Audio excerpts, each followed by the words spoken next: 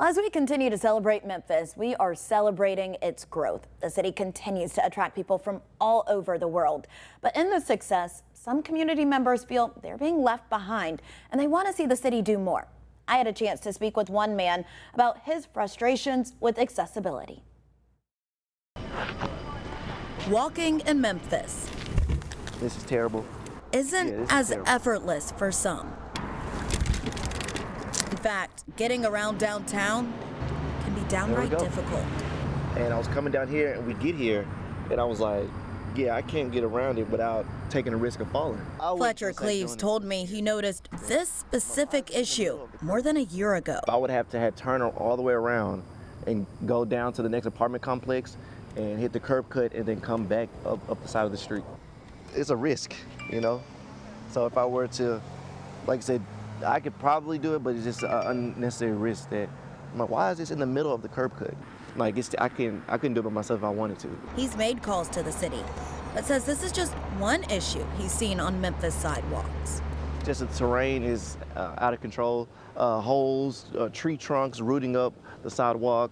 It's just anything you could think of, missing pieces. Just like this. It's been a rocky path for the last 13 years. That's how long he's been paralyzed after being hit by someone texting and driving. And then I hit a guardrail and flipped into an embankment and broke my neck in 2 places. His view is different now. He says he sees his city growing, but he wants his city to see a community that often gets overlooked. We're trying to grow as a city. We're trying to bring tourists in and people from all different types of walks of life or roles of life, so to speak.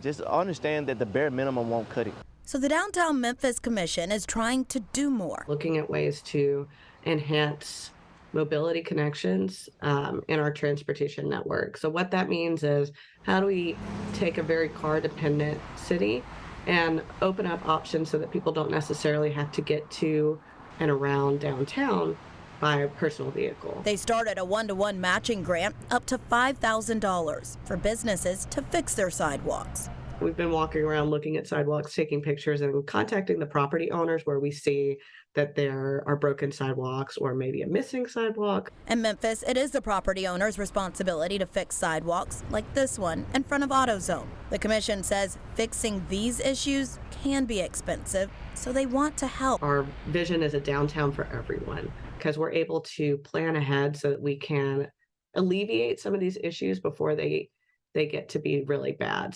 But for people like Cleaves, can't make Nope. who have to either depend on other people, I think I'm actually stuck. Keep with me, please.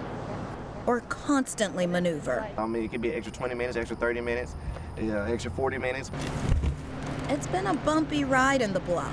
The want may not be smooth, but it's simple. All parts of life should be accessible, you know. With Memphis having a major international airport, why can't we have that same accessibility? Why do I need to maneuver my way around different situations versus just being able to go the same route somebody that can walk go? Good question there. The Downtown Memphis Commission says they do want to get the word out to business owners because this grant is just for a limited time. They told me right now they do have 15 potential projects in the works. I also reached out to MLGW. They are the ones responsible for moving that fire hydrant you saw.